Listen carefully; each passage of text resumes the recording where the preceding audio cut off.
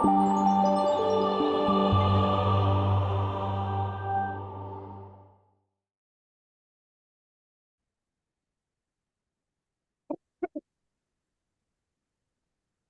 good morning, everybody. We will start this webinar session. So this morning, the session is dedicated to the webinar. So we open our annual meeting to external participants and external audience, which include academics and stakeholders. Up to now, we have 30% online, and I hope and I think that many other people will join us. So I will just start presenting the agenda of this webinar. So we will start just a few minutes by a quick quiz online in order to assess the information about agricultural residues and so on. And then we'll go on presentations. So the first presentation is a presentation of the coordinators of the project, Nathalie and Aileen. And then we'll go on other presentations done by the work package leaders. So we can start by the quiz. So we have 15 minutes for that. So the people online can just click on the link, and you, if you could just scan the QR code.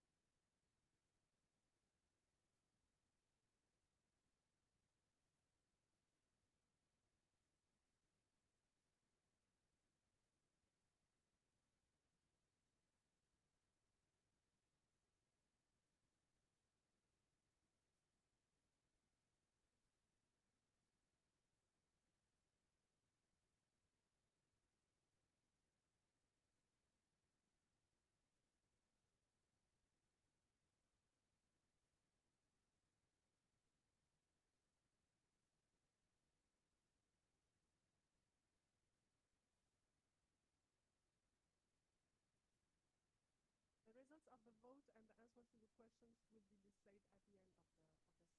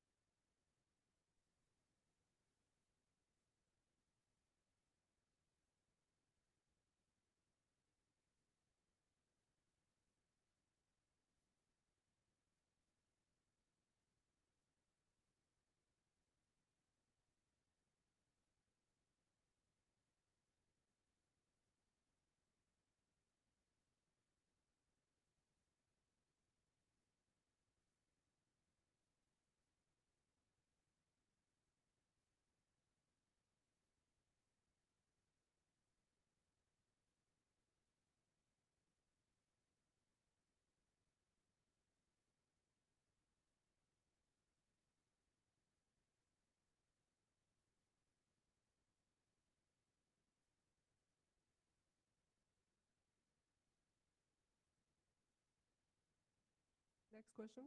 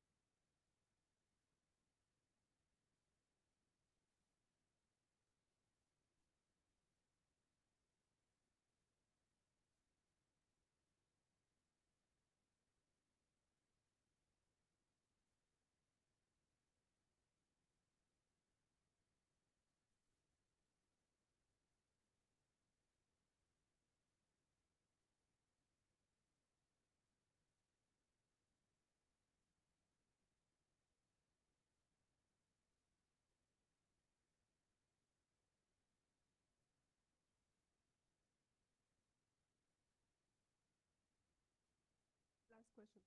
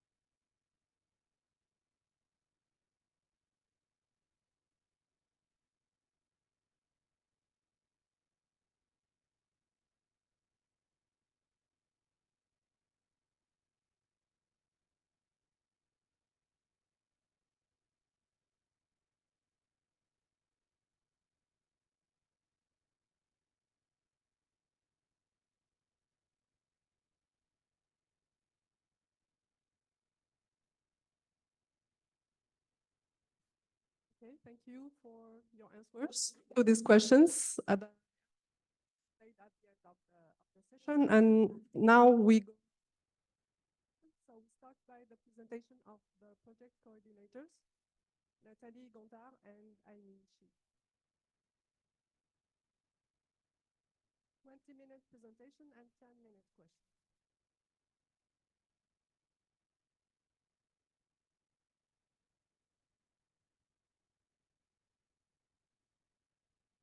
Good morning. I'm Nathalie Gontard from which is for agriculture, food, and environment located in Montpellier. Hello everyone, I'm Anin Shi from Institute of Food Science and Technology, Chinese Academy of Agricultural Sciences, and I'm the coordinator of the China AgriLoop project. And my major is focused on cleanage and oil-stage processing waste utilization. Thank you. And my main interest in terms of research is the coordination of such large projects, but also on mitigating plastic pollution, plastic from the agriculture. Okay, so let's go for a very short presentation of the AgriLoop project. AgriLoop project is a project dedicated to the circular reasoning for agricultural residues.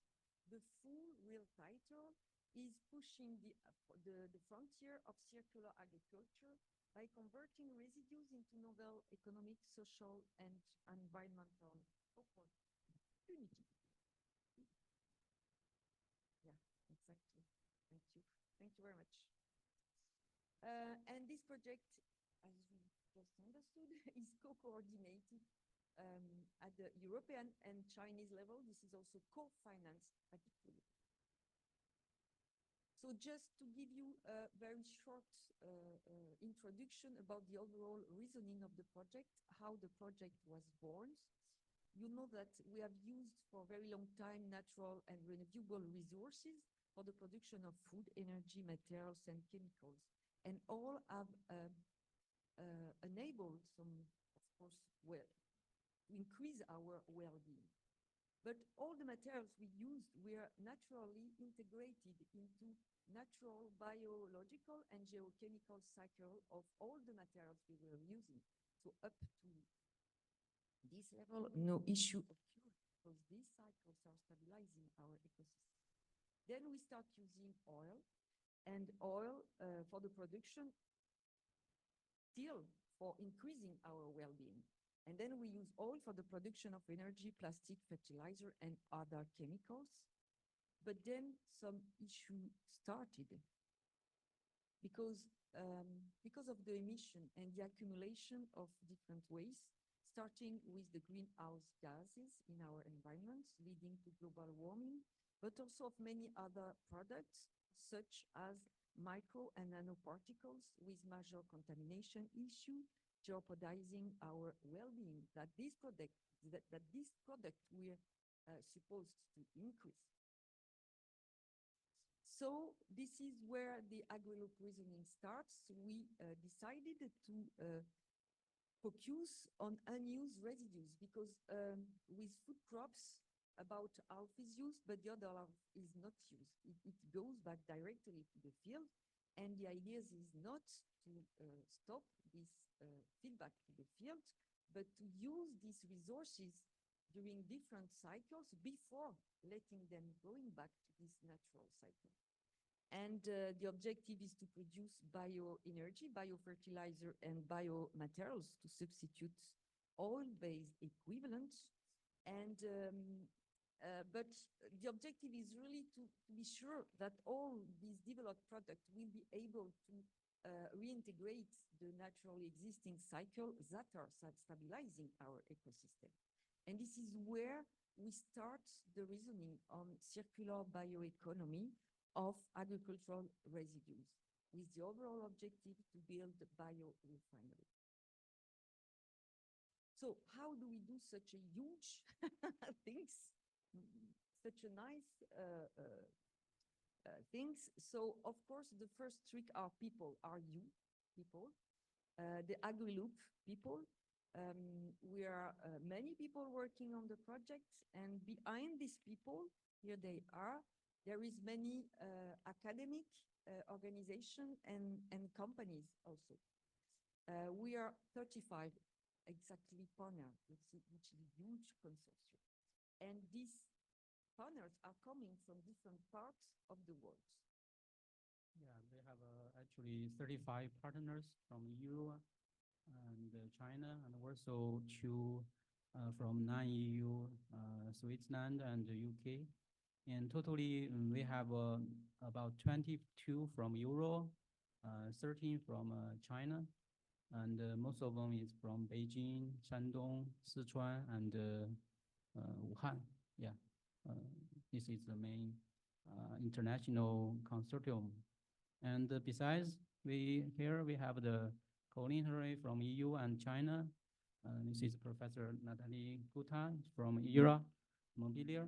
And I'm in Shi from Institute of Science and Technology, CAS, Beijing. And just I say before, we calculate the spatial distance from Beijing to Montpellier is about 8,000 kilometers. And from the age of me and Natalie, we have about 20 years age distance. Now we have such distance. We will and very close project. And totally, we have a lot of work to do, and we need a lot of funding from EU. Actually, we have about 8 million euro from EU Commission, and also we have 2.3 million euro from MOST China. This is a very big support for our AgriLoop project. Okay. So here is AgriLoop in a nutshell, how it is organized. So the objective is on the left side, we have in gray what is already existing, the food system, where renewable resources, agricultural crops are used for livestock, for processing industry, overall for the production of food. And then, as I told you, about half of the materials are agricultural residues that only a very small percentage is up to now used for producing biogas through anaerobic digestion. So AgriLoop aims to increase and to set up in parallel to this food system a bioproduct system where these agricultural residues are converted into different chemicals, but also food and also other materials and energy to substitute petrochemical based equivalent. We are structured in 4 main work package. You can see them on the green cycle. The first one is dedicated to set up a circular design. As I told you, our objective is really to be sure that all the product we are developing will reintegrate the naturally existing biological and chemical cycles, because if not, we will have the same issue of waste accumulation, so there is no point, no interest. The second one is the recovery of all the already existing material as simply as possible.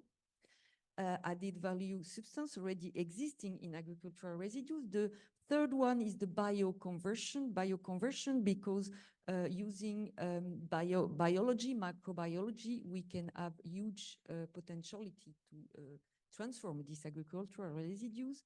And the fourth pillar is the creation of a value chain, because of course, if research cannot be translated into reality in our economic worlds, there is no point neither.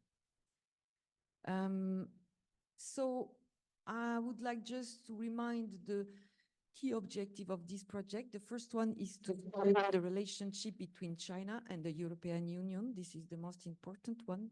The second one, of course, is to convert agricultural residues such as tomatoes, soybean, peanuts, apples, straw, potatoes, brewery, grain, all grapes and manure into bioproduct.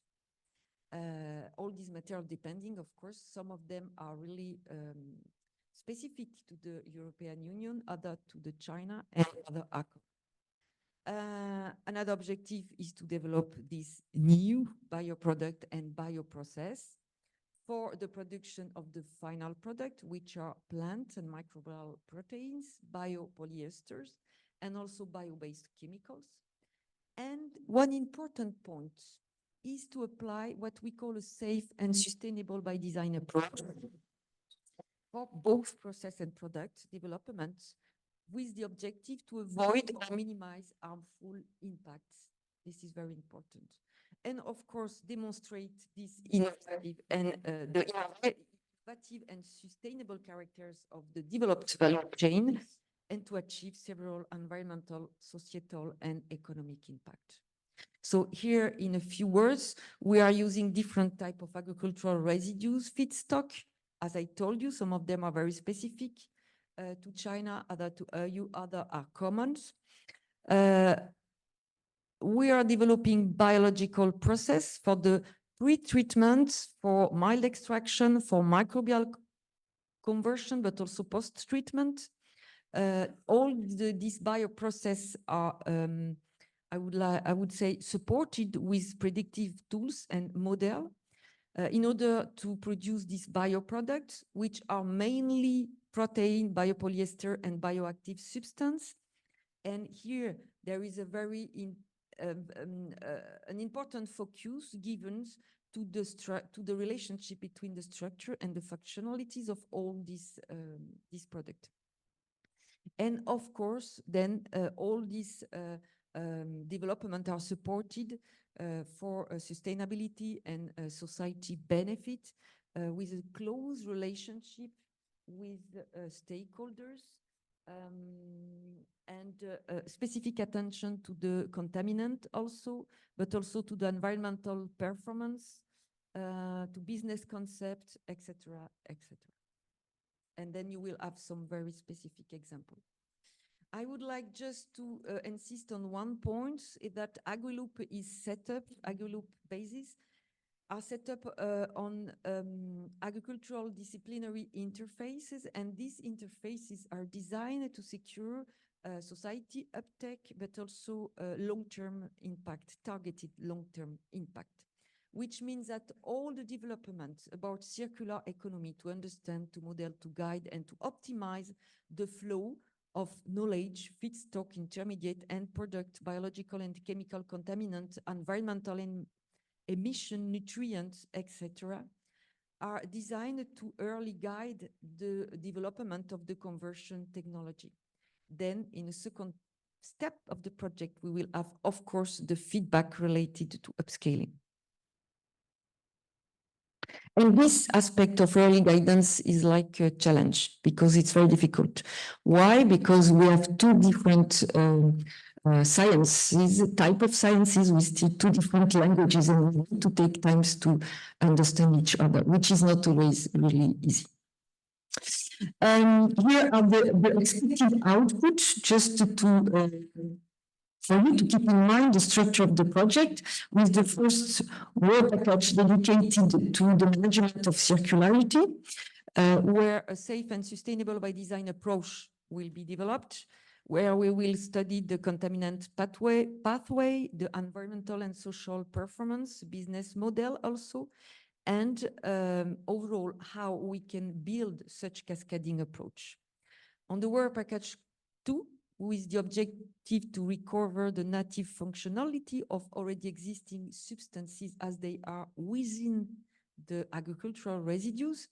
The objective, of course, is to optimize this recovery and to be able to produce at low economic and environmental cost new proteins and polyesters, and using green, flexible, and scalable extraction processes. Then on the third work package is dedicated to tailor the biological conversion cycle. Once these residues have been exhausted of all these recoverable substances.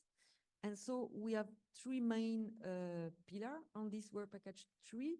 The hydrolysis technology of feedstock to facilitate further conversions, the production of high-quality microbial protein, in particular for feeding fish, and then also the production of high-performance PHA. PHA means polyhydroxyalkanoates. They are biopolyesters with similar properties than conventional, at least some conventional plastics that we are using in our daily life. But the most important property is that these polymers are biodegradable, which means that they will never accumulate as conventional plastic are doing currently, for centuries or millennia. And then last, very important step is the work package 4, where the development are upscaled for and for the farming sector. I think that I do not have, it's working again? Okay. So here we have this safe and sustainable by design biorefinery, which is a huge challenge. And we have also very important development, which is based on what we call the frugal design, which is frugal design means that the product are driven by the requirements of the end users.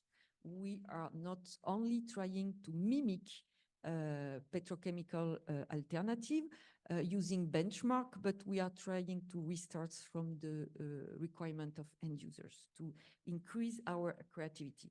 And now we will have 2 examples of products that have been or are still under development, because AgriLoop is not born,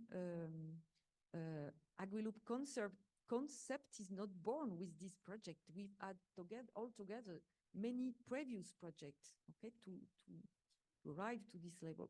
So what I'm just about to present is of course part of AgriLoop, but also part of previous project. So here, the first example is that usually, you know that all the waste, being solid or liquid waste, go back to the soils with the hope that we will have a fertilizing effect. Sometimes there is many side effects, you know that. And only a small part is used in is converted by anaerobic digestion to produce fertilizing digestate and biogas. So here we want to contribute to improve the farming sector benefits, but also the overall society by reducing our carbon and plastic footprint. And this is how we are intending to do that. We are using the, you can see it, yeah. We are using the liquid effluent. We have developed a specific process which enable us to have both this biogas and fertilizer digestate, but also to produce high volatile fatty acid content effluent for the production of PHBV when combined with other agricultural residues.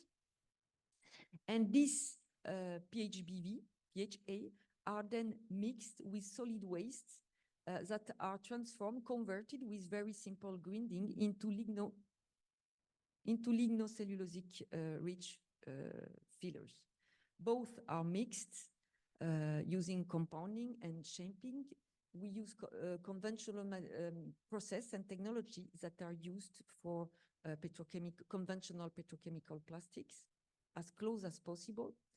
And these materials are developed for substituting some types of food packaging, and they are developed for optimizing the preservation of foods with the objective, of course, to contribute to the food loss reduction. In our strategy, this is not because that the materials is biodegradable. It does not mean that it is not reusable and not recyclable. And this is why we are studying the reusability and the recyclability of all our material and developing strategy to increase them. PHA, for example, can be easily reused, which means that you can wash it and reuse it a number of times, which is very important. And now for recycling, for using mechanical recycling, it's a little bit more difficult. So we are developing strategy to allow the mechanical recycling of PHA. And once all these cycles are exhausted, then you can use, these materials can be used for methanization and even for biodegradation, because they are biodegradable in natural conditions. So which means that overall, all this waste, these residues are not wasted anymore. They are transformed in different type of products, which are a fertilizer, biogas, biodegradable packaging materials, and all is able to go back to the field, which means that we do not break the cycle, but we are just adding one cycle inside the cycle. Okay, so this is a very important aspect of our development. And this is also what we call safe and sustainable by design. This is not, this is about contaminant aspect, but not only, also about how these materials can go back to the carbon cycle, organic carbon cycle. And now I will let the floor to Aini. Yeah, just as Natalie say, in Euro, AgriLoop is actually the second stage of for this project. But in China, I will show several slides to sequence what we will do in China and why we do this thing. As you know, in China, every year we produce a lot of plants and at this time we have generate a lot of agriculture residues and wastes. For example, every year we produce the peanut meal about 3 million tons per year. And the peanut rice skin is about 200,000 tons per year. And about the apple mass is about 1.8 million tons. For potato waste water, it's meaning to produce starch is about 20 million tons per year. And nowadays, a lot of agricultural residues and waste is meaning go into the feeding industry in a very low value and low conversation ratio. And or in another way, we will directly pour into water, into leave to the land, and also we will burn into air. And at the same time, we every year in China, because the large population of China, we needs a lot of things. For example, for the protein, we have actually we need 64 million tons per year. And for feeding protein, about 60 million tons. And for example, for biofertilizer, biomaterials, biogas, we have a lot of huge demands. Comparing with what we produce, what we lease, I think the AgriLoop is one solution for such huge demands. So in AgriLoop in China, we actually choose typical agricultural residues and wastes, and mainly focused on 3 kinds of products: food, high-value food products, high-value feeding protein, and also we will focus on the high-value add biopolymers, biofertilizers, biogas. In this way, we can make sure the agricultural waste is not it's in a high-value profits processing. In the same time, we want to combine this food, feeding, and agriculture materials together to combine them together, and also evaluate the economical, society, and the environmental, and also the ecological benefits to the whole agriculture industry. And at the same time, we want to make a model, like a pattern to, for example, for the industry, for the government, for just the human being farmers, we can choose what we will do with the agricultural waste and residues, and in this way to make the whole industry with a high value add profits. Yeah, this is what we will do in China in a few 3 years. Yeah, future 3 years.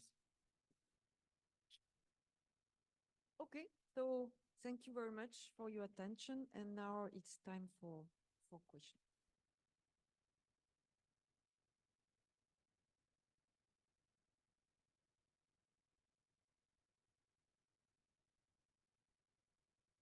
Thank you, Natalie and Aimee, for this presentation. Maybe you can take some questions from the chat or from the audience present here Fine, may I introduce you Shaines Aouf? Shaines Aouf is one of the organizer of this webinar, and she's a researcher at INRAE, also in Montpellier.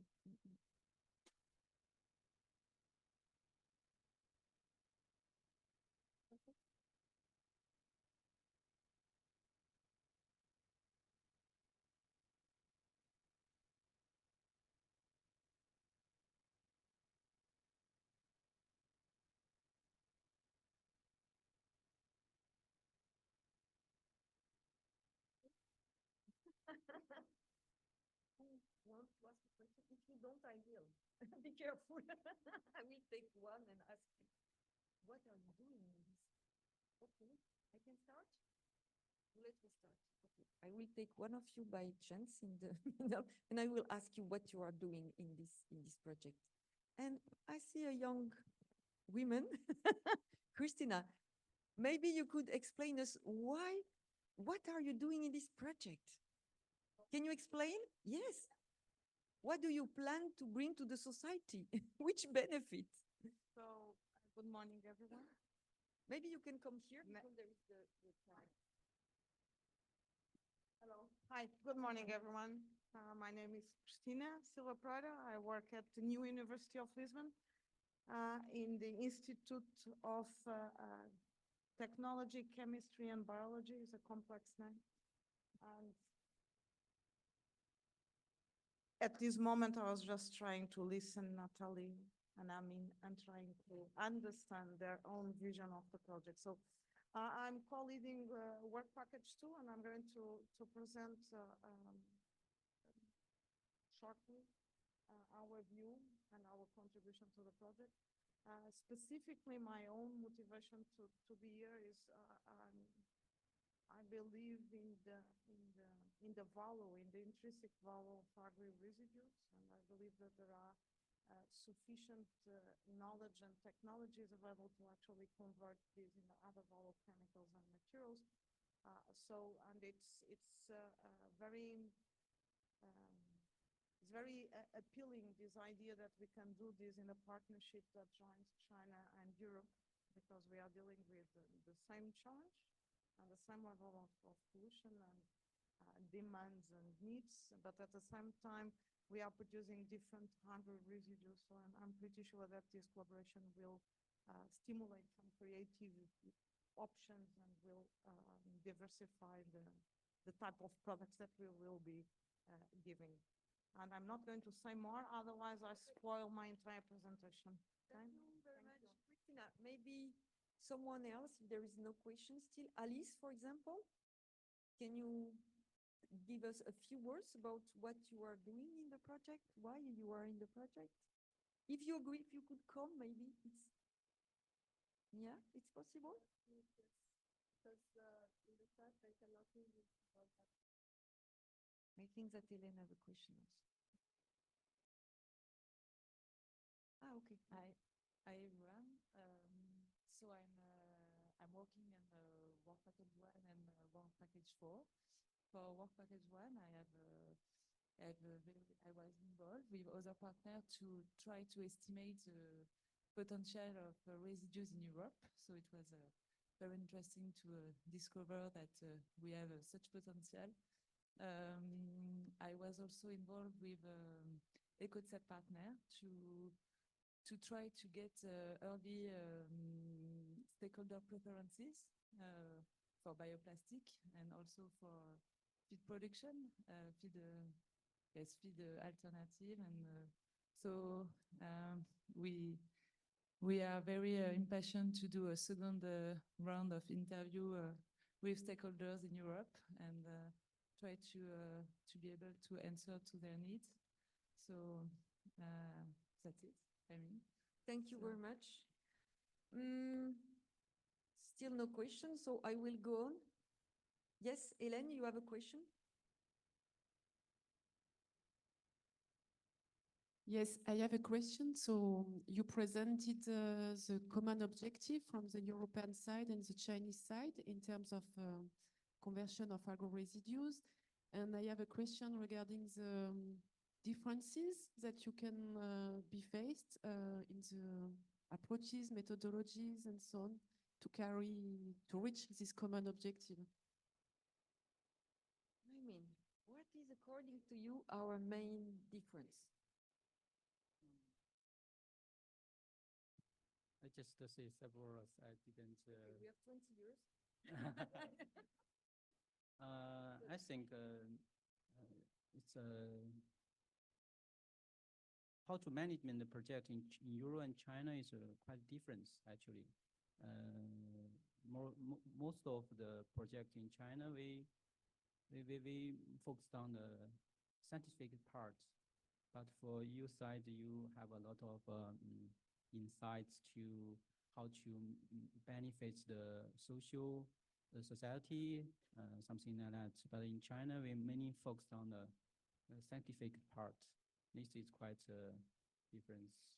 And I think the management, project management in Euro is quite, it's what we want to do in China actually these days. We will learn a lot from Natalie and try to make our projects, our achievements during the project to benefit the society, benefit the government, something like that. We will try. And for me, I have the feeling that we have some lesson also to learn from you on the economical value and on the reactivity of industries and of all stakeholders.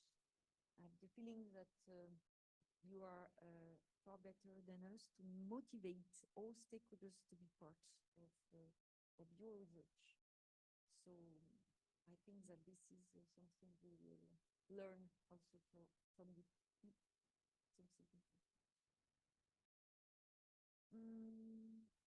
Another question, who could say a few words? Maybe Isabelle? Do you want to say a few words about the reason why you are in the project? Can explain? Yes, Isabelle. Would you accept?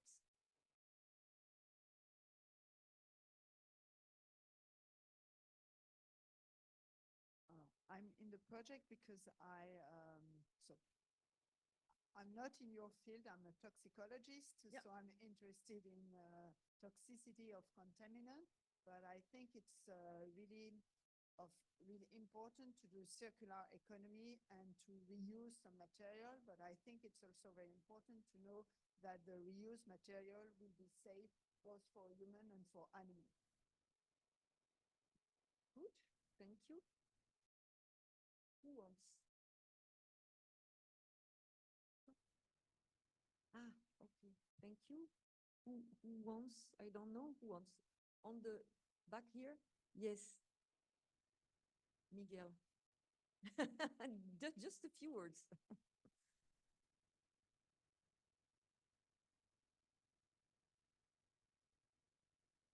Yeah, so Miguel Mauricio from Santiago de Compostela.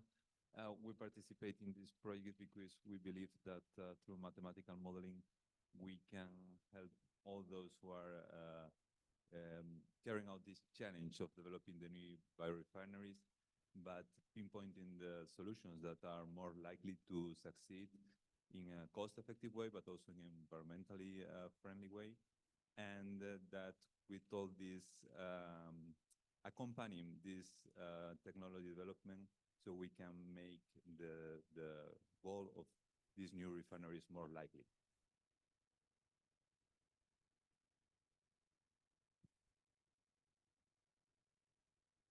Maybe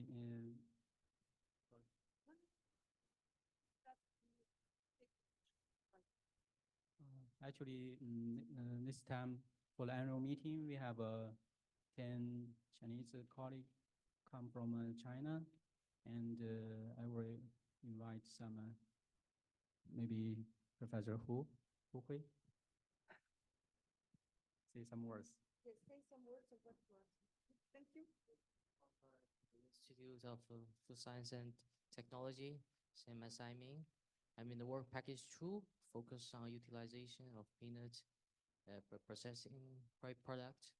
And it's good to be here. I think it's a good opportunity to communicate with the EU partner by by face to face is, I think, is a difference.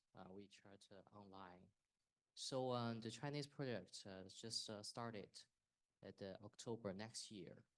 I think it's a big challenge is to catch up the steps of the EU partner and cooperate on the technology, on the maybe joint submit some scientific paper that social will get a much knowledge our project purpose.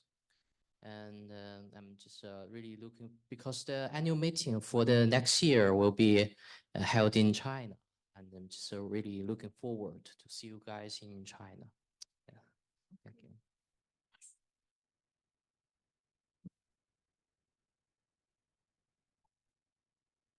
Yeah, good morning. I'm Marta Rodriguez from Wageningen Research. And well, I work in Work Package 1 also together with Alice and Jan and co-workers to determine the potential of residues in Europe. And well, I work in sustainability assessment and also on valorization projects, also with topics of circularity. And I truly believe, well, that well, the agricultural sector is one of the burdens of in the climate, not if we consider global warming. So I think the reusing these residues, it's really so a path to go. And this project in itself, it's a big win also because we are collaborating with China, with Asia, no? So I think we can learn from each other. But I have a question for you, and it's, what would be for you a win at the end of the project? What kind of minimal product you would like to achieve, like would be happy with? Many, I think that we have a list of products and processes to develop.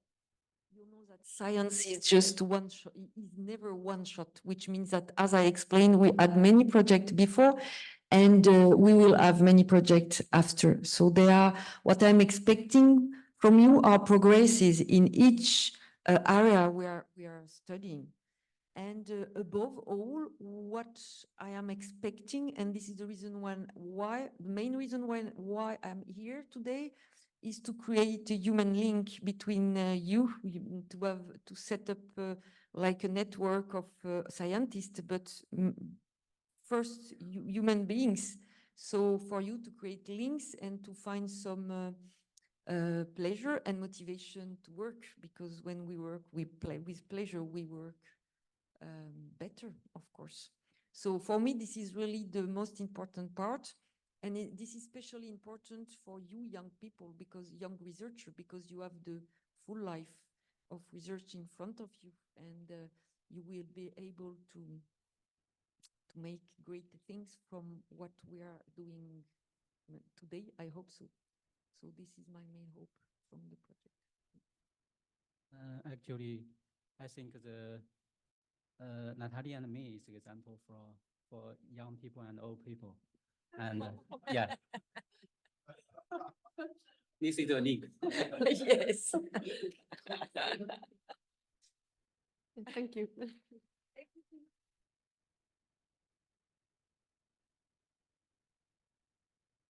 Thank you for these interactions. So we carry on with the presentations. And the next presentation is about estimating circular potential and most critical hazards. And it will be done by Tian Bros from Wageningen Research. Yes, thank you. Let me put this here because I want to check. Dear attendants, in order to reduce our dependency on fossil resources and maintaining our living standards, because the latter is very important, we need a more circular economy. I think everybody is convinced of that. And inevitably connected to that, we will rely more on renewable resources. And one of the main renewable resources is the products we get from the natural production system, so agriculture. And this involves changes in production system, changes in usage of the resources, but also changes in utilization of the products. And in the search of for adequate materials, we need to look at the material, the resources used, so the availability of the raw materials, the processing pathways, as well as product development. And in AgriLoop, we focus on the potentials of agri-residues, as pointed out by Natalie, but we should not only look at what can actually be made from these resources, but also how they connect and effectively connect to demands that are in society. On one hand, we are aware that agri-residues are already, most of them are already used. Some are used, many are used for animal feed, some are used for only soil fertility, or they have another function. We don't want to take all away. I think in many situations, still the current value can be maintained by increasing an extra step of use. Think of biogas production. The production of biogas from manure and other residues is already quite common. This does not mean that we take away the nutrients and persistent organic material from the field, but instead of directly applying it and then simply losing some of the simple carbohydrates and fats and other components that are in it, that they will be little value in the soil, but they can be very valuable in other applications, including the applications that we look at in AgriLoop.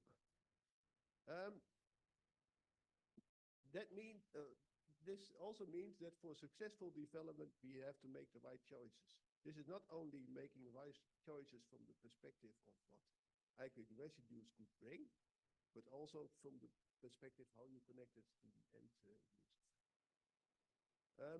My name is Jan Broese.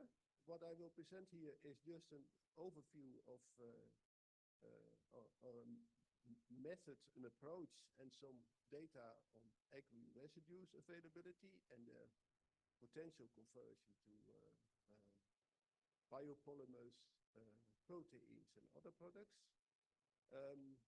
This is work in progress, so you will not see final results, but at least we will give some insights in what can be expected in a few years' time. My name is Jan Broese. I do this not by far not alone. There's a big team who's contributing to this work, both from European side as well as Chinese. An overview of my presentation. I will first start with the supply side. So creating some quantitative insights in what can be the practical potential from various residue streams that we identify. That means we work on estimates of quantities of available residual streams. In the previous presentation by Aymin, you already saw very nice data on volumes of residue streams from peanuts. Well, this is very nice, but for many other streams, these are less apparent. That's why we still spend significant attention to that subject. To get an idea of the potential conversion rates to all sorts of products, we will have to better understand what these materials are. And since we are thinking of biochemical conversion processes and extraction processes, we must understand their compositions. So compositions of micronutrients, but also dedicated molecules. And we have to understand or estimate the potential yields to all sorts of products that can be generated from it. But that is from the perspective of supply or production. But as said, we also need an idea of how that could fit with demands in society and with how it may impact change of resource availability and resource dependency, but also how it, whether it could be economically viable, how it impacts other sustainability indicators, what are safety and unsafety aspects, and how what are requirements and preferences on products from end users.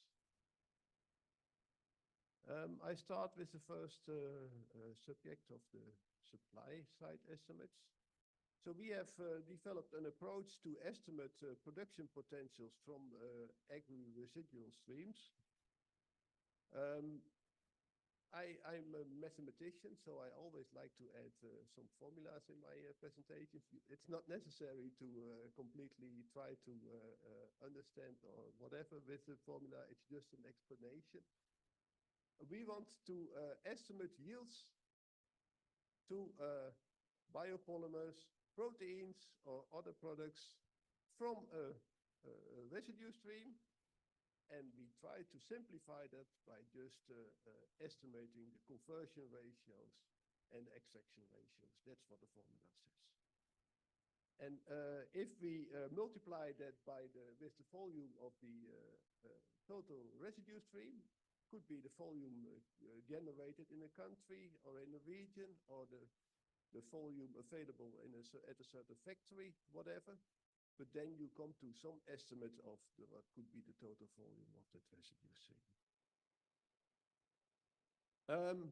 For that, we are collecting several data and heuristics.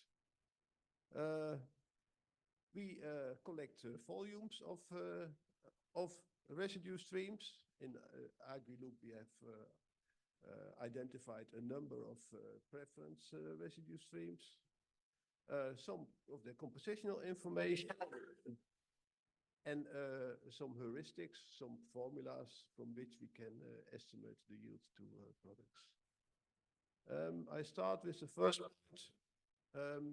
If you think of crop residues, in statistics in Europe and China, a lot of data are available on total volume production. But there's very little data on the residues production, because they are not, or either completely not traded. Sometimes they are traded, then there may be some figures on it, but then it's only part of the residues. So we need another approach. Happily, diverse scientific works have looked at estimates of crop residues generation, and that's related to the productivity drop. Here you can find a number of examples of volumes. I think in one of the deliverables of the project that will soon, you can find the background of this. But altogether, this gives us an idea of typical volumes of crop residues of these products. Some of these figures are still theoretical. They explain, for instance, how much straw is generated by a wheat plant, but in practice, not all can be harvested. So we have to correct that again for harvesting ratios. And crop yields are available in diverse data set, including the very easy one, Faustat, that combines all national figures. Then if you think of the secondary residue streams, they cannot be derived from crop production figures, because if, for instance, barley that is used for beer production is also used for other applications, and that in the end means that total barley production is not representative for how much residue we will generate beer production. Instead of that, we have a different approach. We will estimate these residues based on production figures of the final products, like beer or potato starch, amount of peanuts, but I think for peanuts we already have data, but So we look at different production data.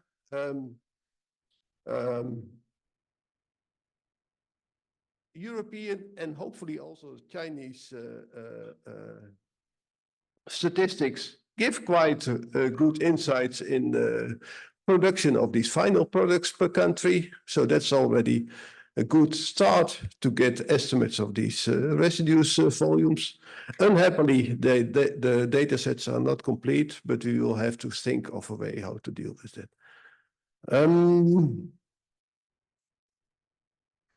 The next point is compositional information.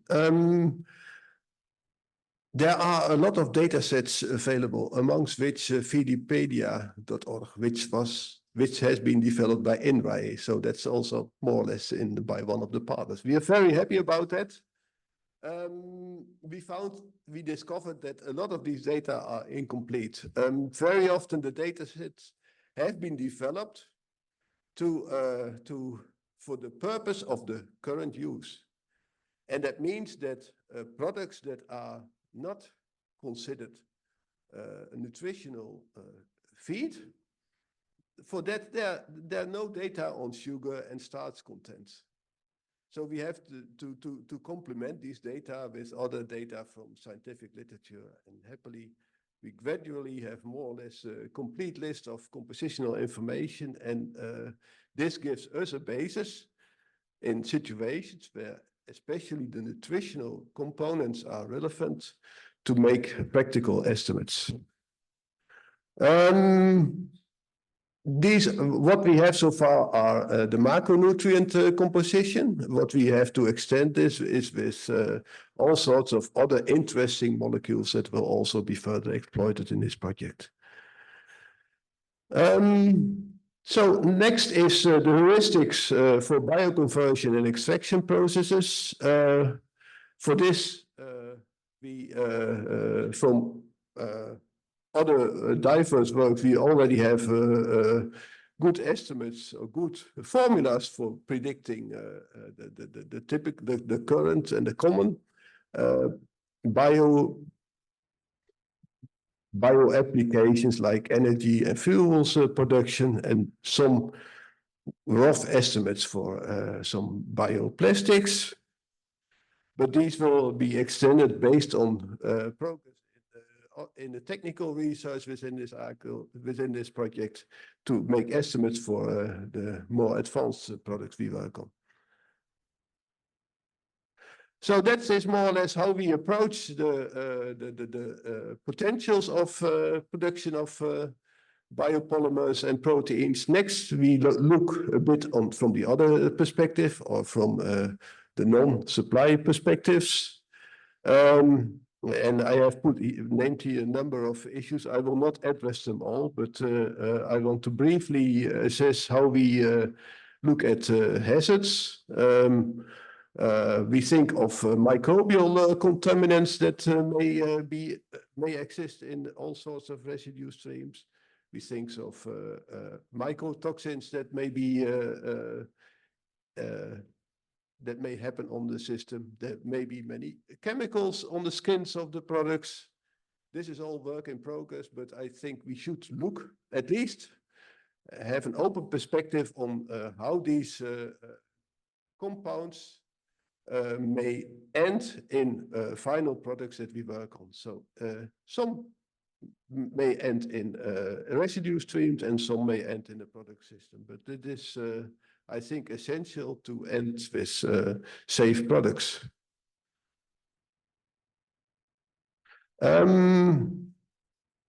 Finally, with respect to stakeholders. What we think is most essential is also to understand what they need. And then you get responses, as Alice also explained. We get responses on preferences with respect to price, sustainability, impact, technical functionality.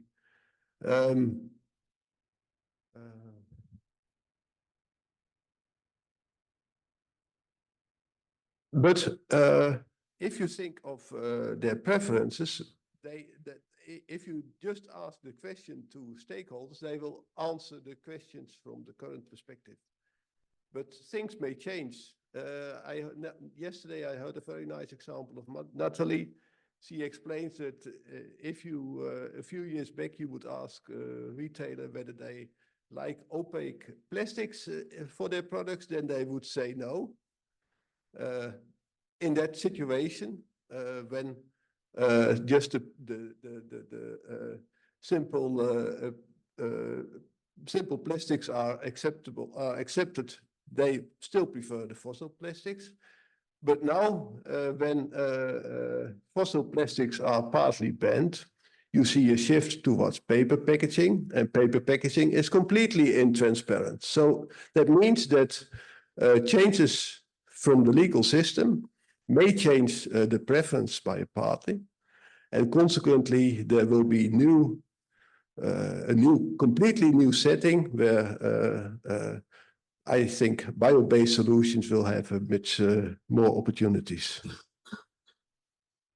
And I would raise the question: how will requirements or preferences be affected by such external by such external disturbances? Thank you very much.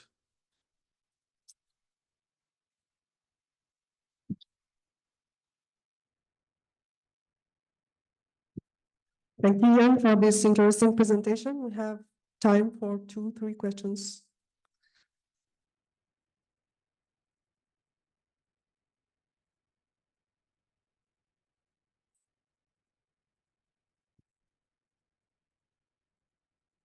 Hi, Jan.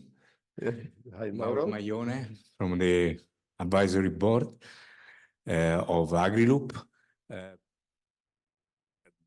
About collecting data on availability of agricultural residues and yield of conversion.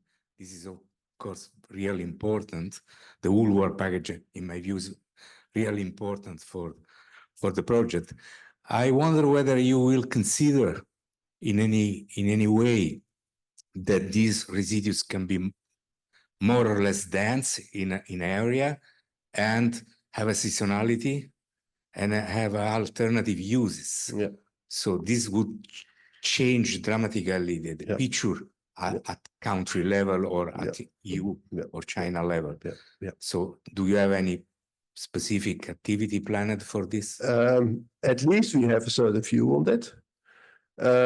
We will not, my first formula was on the yield per kilogram of residue. And that could already help in understanding what could be the actual potential connected to a factory, a processing factory, if you think of a secondary residue. Furthermore, the easiest step is to make the national statistics, because those data are most accessible. But in dedicated work, and then I think also in the scaling up activities in work package 4 in AgriLoop project, we will zoom in more. And the step from national statistics to regional information can, at least for many countries that we know of, can be made based on national statistic information. And there you can already go to the level of regions or provinces to get better understanding. And I think also many practical experts will have knowledge where are the concentrated production areas for specific crops. So, but I completely agree with you. A national figure is not always very interesting. Thank you.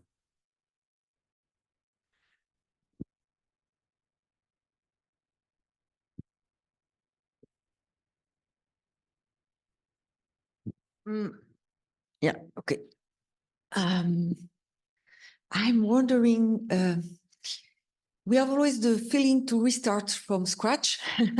And I'm wondering first, what are the other initiatives to collect data, and what are the other projects, which connection we have with all these projects? Yeah. This is the first step of my question. And the second one is about how do you plan to sustain the benefit of our data collection and work in AgriLoop once the project will be finished? Yep.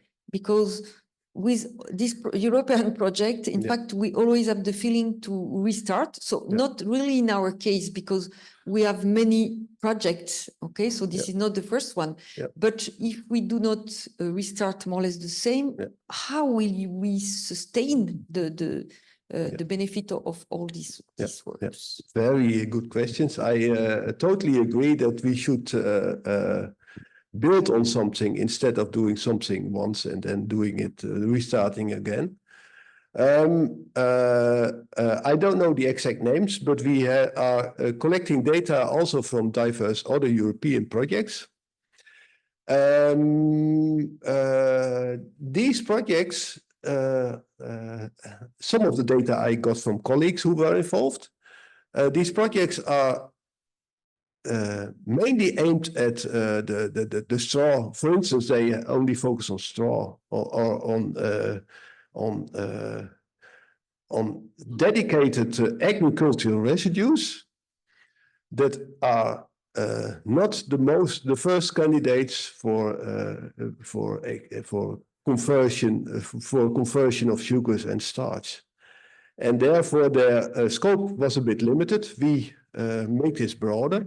We look also at the other nutrients, as I explained before. That's also the reason why these data sets were still quite complete for our applications.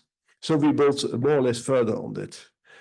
That's the first thing. The next thing is that at least in my environment, I see many interests on increasing or improving the valorization of residue streams, amongst which for bio-based applications, but also for other applications. So I see a lot of continuity in these developments. And at least I aim for developing these databases, make them available online, and continuously improving them, and preferably also by giving others access to this. I have not yet an idea of how we do that practically, but I think we should develop that together. Yes, and this is exactly the question. We need now to have open access databases. Yep. Yep. The European Commission, this is mandatory. Yep. But and so what? Where databases and how they will be made available? How can? Is there any platform, for example, for this agricultural data where we can collect and gather all this data, where they can be made useful? Because this is not only about data. This data needs to be useful, to be reliable, to be verified, and blah, blah, blah. And so I was wondering if there is an overall initiative, because you mentioned some data sources, but how these sources are working? Can we contribute? Do we have any guarantee about the value of these data?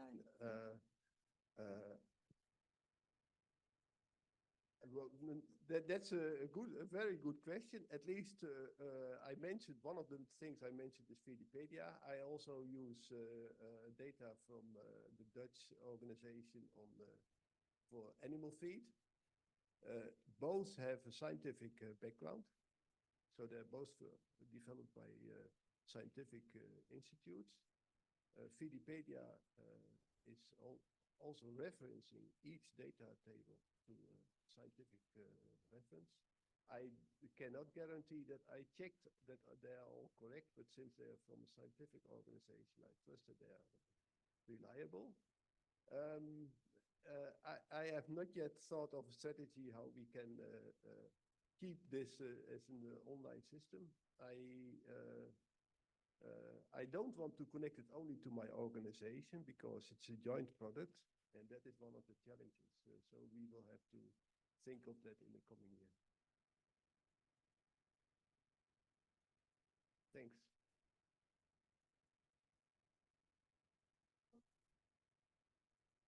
Thank you, Jan. Thank you.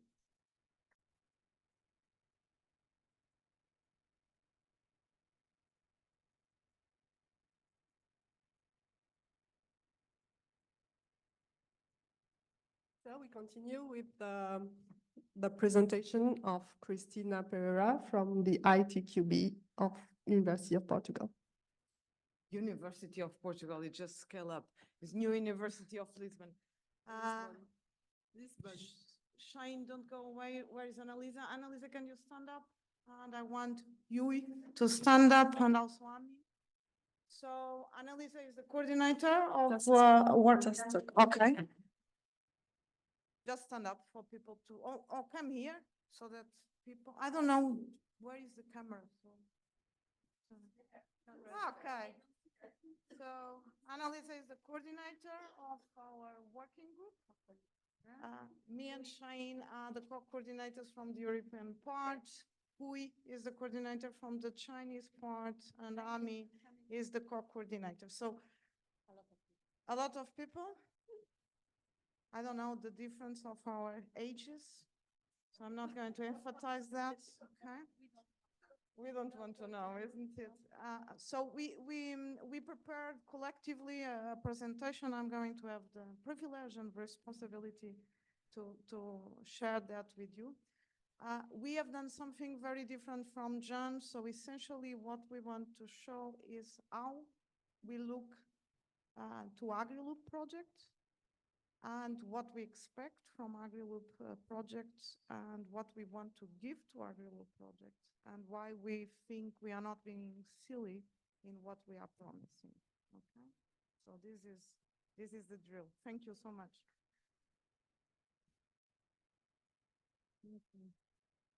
So this is okay if I'm at this distance? Yeah, I think it is. Okay, so I'm going to repeat some things that Natalie and Amin have already mentioned, but we tried to select the key words that made more sense for us in our working group. And these are kind of our gatekeepers, okay? So in our perspective, AgriLoop is designed to help the farmers, and that's something that is particularly important for us, especially when we think about the end products that we are trying to generate. AgriLoop is indeed focused in end users, but this expands not just to farmers, but also to industries that are trying to develop nutritional supplements, chemicals, and even the packing industries. We are extremely motivated to help to solve some of the critical issues, some related with obviously climate change, pollution, and to do this, we want to showcase and sell the idea of the benefits of using agri-residues, okay?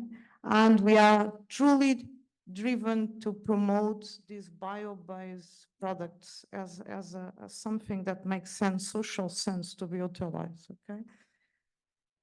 So our green light is truly these keywords, and this is what I want you guys to retain when you think about our working group on the upstream of proteins and chemicals.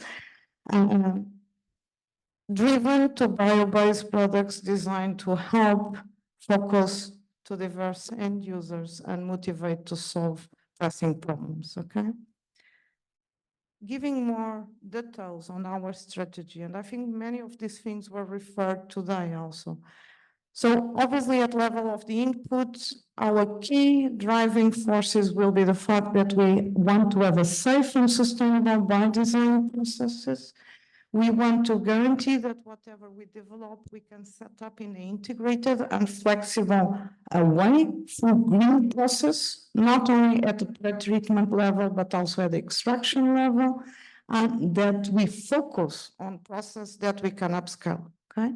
And again, is a repetition, but is worth emphasizing, we'll be doing this focusing on specific end products formulation, okay? So most of what we are doing in our working group is to set up methods to provide ingredients that will be used to formulate the end product, okay?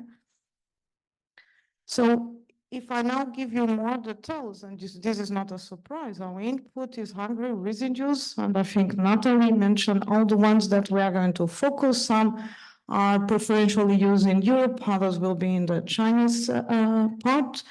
And obviously, we are focusing on the recovery of proteins, plant polyesters, polyphenols. Okay? And we believe these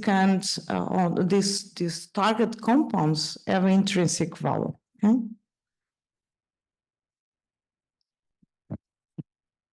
Three important gatekeepers for us, okay, is that while we are trying to focus on this end products formulation, there are three things that are critical for our, is that we believe that we should try to recover these chemicals, preserving as much as possible their native properties, okay? And so that's one of our gatekeepers. The other one, and this was mentioned also by Natalie and Amin, is that we want to keep the design frugal. So we want to keep it as simple as possible and to guarantee that we'll produce things that serve the purpose without directly competing with things that are already in the market. And this brings opportunity for many paths of innovation, okay? And the last, we want to focus on industrial areas that have a need for some products. And so preferential will be focused on food, feed, and packing, okay? So what is the rationale behind our research and innovation strategy? So at the level of the input, and this was emphasized before and made very clear by Jan, we know that agri-residues are globally available and their availability is increasing. And we know that they have the intrinsic value because they comprise a diversity of chemicals that per se constitute a higher value ingredient, okay? If we look to the output, we are looking to end products and end users that are on high demand, and they are operating in companies that actually are also growing. And we know that the growth of these markets is propelled by things that are very close to our heart. They are propelled by the green initiatives and obviously by the public awareness of the need to make this change, okay? So just to give you some visual idea of this, and this is, everything is up to scale except the tiny dot of the tomato waste, because it should even be smaller, but then you couldn't see it, okay? But this is the total availability of agri-residues, considering European agri-residues and China. And if we look now to a simple analysis of the mass, okay, I'm going to use three examples, but this one focus on the bioplastics. You have nowadays in the food market about 2.1 million tons being produced, but the growth estimates in terms of mass of production, so volume of production, is nearly 40% per year. Okay, so this is extremely interesting when we look to the availability of the input. Okay. If we now look to two other examples, one focusing polyphenols and the other one focusing plant proteins, and now I'm looking to this at a money level, not as at volume, you'll see that each of these markets is expected to grow about 7%, 7.5% per year, okay? They have different estimations, and I put there on the protein, the plant protein market, I put there the example of what are the trends that are propelling the growth of the market. And obviously, there is an increasing move of people that opt to be a vegetarian or vegan, and there is also growing scientific evidence that there are some benefits to prevent cardiovascular diseases by doing this. Okay, so there are the factors that are contributing to the market growth, they are very well identified, and the dimension of these markets is also well documented. Okay. So let's share with you the team. Okay. I brought here, so you have seen our faces, and but we are not working alone. And what I want to emphasize with this slide is that collectively we bring many different expertises. So you can see there that it covers organic and material chemistry, environment and agro science and biochem, obviously, and food and science technology. Well, what you have in these word graphs is kind of a very simple analysis that we have done. We took the titles of the papers, and then we saw what would be the keywords appearing in the titles of the papers. And in most of the cases, they make sense. So you see that in the case of Annalisa, you can see grape, rice, and obviously you see recovery, bioactivity, and I think there is proteins there. In my case, you see ionic liquid, suberin, microbiotic, and things like that. And Chinese, the phenols and packing come immediately in front. And when we look to Hui and Amin, is the peanut and the protein. Okay. Our group extends to other important people. So here you have the other key players of our working group, and obviously we have our coordinator, Natalie, and then Benedict Becker, that is there, Philippe from Switzerland, Miguel, that was called to communicate before, and Angela and Tommaso and their colleagues from Toma Paint that are our industrial-led partner in this group. Again, a diversity of scientific expertise, and I think this, I wanted to show you this to truly show that we cover very different multidisciplinary areas, and that allows us to raise interesting questions. Okay, so AgriLoop is promising a lot. Okay, and our work package is not an exception. So why do we think that is reasonable to accept that we can deliver on our promises? Okay, and so we have selected a couple of examples that I want to share with you that I think shows our capacity to deliver. Okay, and I'll start by Annalisa because she is adding a lot to our bucket. And I've chosen from her to highlight the responsibility she had in the coordination of two